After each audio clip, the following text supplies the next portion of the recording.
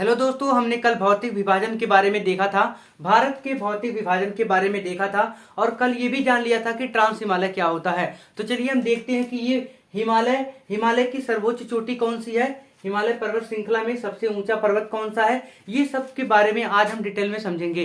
तो आप लोग यहाँ पर देख सकते हैं, ये पूरा इंडिया का मैप है। हमने पूरा मैप तो नहीं बनाया है, बस आधा बनाया है। आप लोग देख सकते हैं यहाँ पर देखिए, यहाँ पे जो ये पहाड़ी है इसका नाम क्या है, धौलागिरी पहाड़ी है। क्या नाम है, धौलागिरी पहाड़ी, जिसकी ऊंचाई है 8,172 मीटर। कितनी है, 8,172 मीटर है। अन्नपूर्णा पर्वत की ऊंचाई कितनी है, तो 8,091 मीटर है।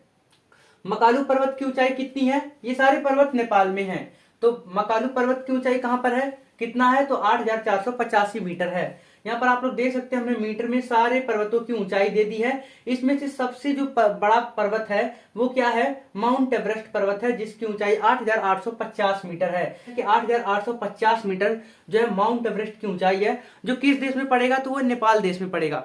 किस देश में पड़ेगा, नेपाल देश में पड़ेगा।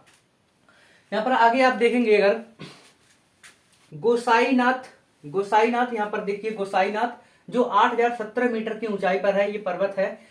और यहाँ पर कंचनजुंगा पर्वत जो है 8,598 मीटर है, 8,598 मीटर है। अगर हम भारत में सबसे बड़ा पर्वत की बात करें तो भारत में कौन सा है, अभी कंचनजुंगा है, जो सिक्किम वाले क्षेत्र में है। किस वाले क्षेत्र में है, सिक्किम और भूटान से जो है सटा हुआ है। तो ये कंचनजुंगा जो है अभी भारत में है, तो 8,598 मीटर है। यहाँ पे आप लोग देख सकते हैं, अरुणाचल प्रदेश में एक पर्वत है नामचा बरवा नाम का, अरुणाचल प्रदेश में पड़ेगा। तो ये इसकी ऊंचाई कितनी है, तो 7,756 मीटर है।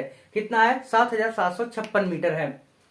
तो भारत में अगर आएंगे अंदर तो ये क्या हो जाएगा, नंदा देवी पर्वत है। नंदा देवी पर्वत जो उत्तराखंड में है, इसकी ऊंचाई कितनी है, तो 7,817 मीटर है। कितना है, 7,817 मीटर है। यहाँ पर देखेंगे नंगा पर्वत जो है, नंगा पर्वत ये 8,126 मीटर है। 8,126 मीटर किसकी ऊंचाई है, नंगा पर्वत की ऊंचाई है। जो हिमालय का विस्तार है, हिमालय का विस्तार पूरी तरह से वो कितना है, कहां से है, तो नंगा पर्वत से लेकर के ये पूरा नामचा बरवा तक है। नामचा बरवा तक है। नंगा पर्वत से लेकर कहां तक है, नामचा बरवा तक, ये जो हिमालय का विस्तार है फैला हुआ है। ये टोटल 2400 किलोमीटर में है। कुल कितना है, 2400 किलोमीटर में फैला हुआ है।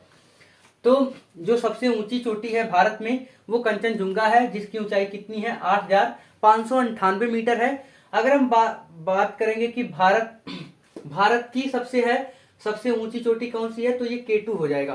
केटू यानी गाडविन ऑस्टिन हो जाएगा। क्या हो जाएगा, केटू हो जाएगा। भारत की अगर बात करेंगे तो ये केटू हो जाएगा। अगर भारत में बात करेंगे तो ये क्या हो जाएगा, कंचनजुंगा हो जाएगा। क्या हो जाएगा, कंचनजुंगा हो जाएगा, जिसकी ऊंचाई 8,598 मीटर है। यहाँ पे केटू पर्वत है, पर्वत श्रृंखला। ये अभी इंडिया में नहीं है, अभी ये पीओके वाले पॉक ऑक्युपाइड क्षेत्र में है, मतलब अभी पाकिस्तान के कब्जे में है, ऐसा कह सकते हैं। तो ये केटू पर्वत जो है वहां पर है, इसको इंडिया के मैप में दिखाया गया है। आप लोग यहाँ पर देख सकते हैं, ये केटू पर्वत जो है अभी वर्तमान में भारत में नहीं है, लेकिन कंचनजुंगा क्या है, भारत में है। इसीलिए अगर भारत में बात किया जाएगा कि भारत में सबसे ऊंची चोटी किसकी है, तो कंचनजुंगा की है भारत में। और अगर भारत की बात किया जाएगा तो ये केटू है, अपना ही है, मतलब केटू है, अभी तो पाक ऑक्युपाइड क्षेत्र में है, लेकिन ये अपना ही है, केटू अपना ही एक पर्वत है। अगर हम बात करेंगे दुनिया की सबसे ऊंचे पर्वत की, तो वो कौन सा हो जाएगा, माउंट एवरेस्ट हो जाएगा, जिसकी ऊंचाई वर्तमान में कितनी है, 8,850 मीटर है। वर्तमान में यानी अभी कितनी है, तो 8,850 मीटर है। इसको हमने कल ट्रांस हिमालय जब हम बता रहे थे आपको, तो यहाँ पर ये महान हिमालय, लघु हिमालय और शिवालिक हिमालय, इन सब के बारे में आपको बताए थे। आप लोग अगर आपने उस पिछला वीडियो को नहीं देखा है तो आप लोग जाकर उस पिछला वीडियो को देख सकते हो। जैसे पहला है महान हिमालय, दूसरा है लघु हिमालय, तीसरा है शिवालिक हिमालय। इन सब के बारे में हमने पिछले वीडियो में चर्चा कर दिया है। अब आज भी यहाँ पे समझ लेते हैं कि महान हिमालय क्या होता है। इसका जो फैलाव है कितना है, 2400 किलोमीटर है। कितना है, 2400 किलोमीटर है। विस्तार कहां से कहां तक है, तो यहाँ पर देख सकते हैं, नंगा पर्वत से लेकर नामचा बर्मा तक है। नंगा पर्वत से लेकर कहां तक है, नामचा बरवा तक है। और इसकी औसत हाइट कितनी है, तो 6,000 मीटर है। औसत हाइट की बात करेंगे तो कितना है, कुल 6,000 मीटर औसत हाइट है।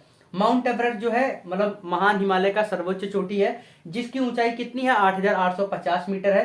कंचनजुंगा की अगर बात करेंगे तो यहाँ पर 8,598 मीटर है। मकालू की बात करेंगे तो 8,481 मीटर है। धौलागिरी की बात करेंगे तो 8,172 मीटर है। अन्नपूर्णा की बात करेंगे तो 8,178 मीटर है। इसी प्रकार नंदा देवी आपके कैमरे में दिखाई नहीं दे रहा होगा, नंदा देवी जो है 7,817 मीटर है। नामचा बरबा नीचे लिखे हैं 7,756 मीटर। अगर यहाँ पे दिखाई नहीं दे रहा है तो आप लोग यहाँ पर देख सकते हैं कि हमने नामचा बर्मा की ऊंचाई 7,756 मीटर यहाँ पे लिख रखी है। तो इसी प्रकार हम अगला देखेंगे कि ये लघु हिमालय क्या होता है। क्या लघु हिमालय क्या होता है, तो आप लोग यहाँ पर देख सकते हैं लघु हिमालय की जो औसत ऊंचाई है कितनी है, 1500 से लेकर के 4500 मीटर है।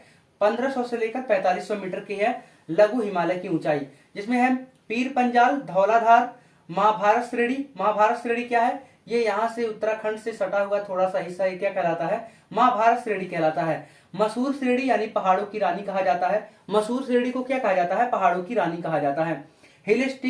हिल स्टेशन और मसूरी, शिमला, नैनीताल और कुल्लू मनाली। मसूरी, शिमला, नैनीताल, कुल्लू मनाली ये सब जो है लघु हिमालय में ही आते हैं।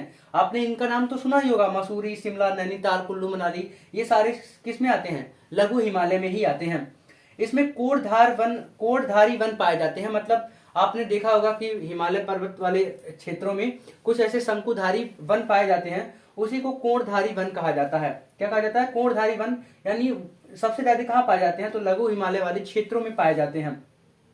इसमें घास के मैदान भी पाए जाते हैं। इन घास के मैदानों को क्या कहा जाता है, मर्ग कहा जाता है, और बुग्याल कहा जाता है, और प्यार कहा जाता है। प्यार मर्ग, बुग्याल, प्यार घास के मैदान को, यहाँ लघु हिमालय के घास के मैदान को क्या कहते हैं, तो मर्ग, बुग्याल और प्यार कहते हैं। फूलों की घाट इसी लघु हिमालय में ही आती है।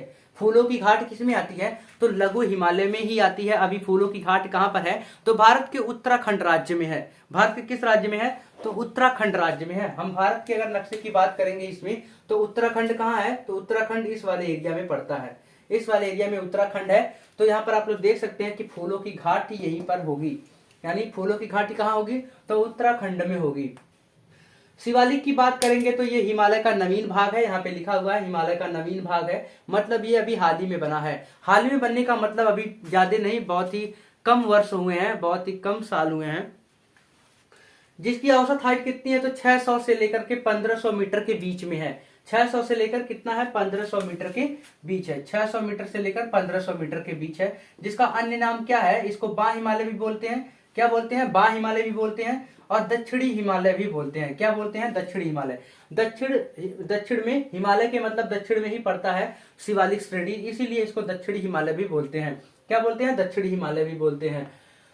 अच्छा, ये हिमालय का निर्माण हमको पहले ही बताना चाहिए था, लेकिन अभी सुन लीजिए कि हिमालय का निर्माण असल में हुआ कैसे है। हिमालय का निर्माण आखिर असल में हुआ कैसे है, तो यहाँ पर देख सकते हैं कि बहुत पहले का मतलब लगभग 50 मिलियन वर्ष पहले, 50 मिलियन वर्ष पहले आप लोग यहाँ पर देख सकते हैं यूरेशियन प्लेट और इंडो ऑस्ट्रेलियन प्लेट। देखो यहाँ पर आप लोग देखिएगा, हिमालय का निर्माण जो है यूरेशियन प्लेट और इंडो ऑस्ट्रेलियन प्लेट जब ये आपस में टकराए, इधर से टकराने से बहुत तेजी से टकराए होंगे कि यूरेशियन प्लेट और इंडो ऑस्ट्रेलियन प्लेट जब आपस में टकराए, तो यहाँ पर हमने भारत का नक्शा बना रखा है। आप लोग देख सकते हैं कि इसी एरिया में जब दबाव पड़ा होगा तो बीच में क्या हो जाता है, बीच में ऐसे करके उठ जाता है। ऐसे क्या हो जाता है, बीच में ऐसे उठ जाता है। जब किसी दो चीज को हम ऐसे टक्कर करेंगे तो क्या होगा, बीच में ऐसे करके उठ जाएगा। तो इसी प्रकार से हिमालय पर्वत का निर्माण हुआ है। आप लोग यहाँ पर देख सकते हैं हिमालय पर्वत का निर्माण बिल्कुल इसी तरह से हुआ है, और इसको वलित पर्वत भी कहते हैं। इस तरह से ऐसे करके ये मुड़ जाता है, एक ऐसे करके क्या हो जाता है, उड़ जाता है। तो उसको क्या बोलते हैं, उसको वलित पर्वत बोलते हैं। आप लोग यहाँ पर देख सकते हैं कि हिमालय का निर्माण इसी तरह हुआ था। किसके कारण हुआ, तो आप लोग देख सकते हैं, किसी से कोई पूछेगा तो क्या बताना है कि यूरेशियन प्लेट और इंडो ऑस्ट्रेलियन प्लेट के टकराव के कारण जो है हिमालय का निर्माण हुआ है। इसमें भी महान हिमालय, लघु हिमालय, ये शिवालिक हिमालय में इसको बांटा गया है। लेकिन हिमालय का निर्माण जो किससे हुआ है, यूरेशियन प्लेट और इंडो ऑस्ट्रेलियन प्लेट से हुआ है।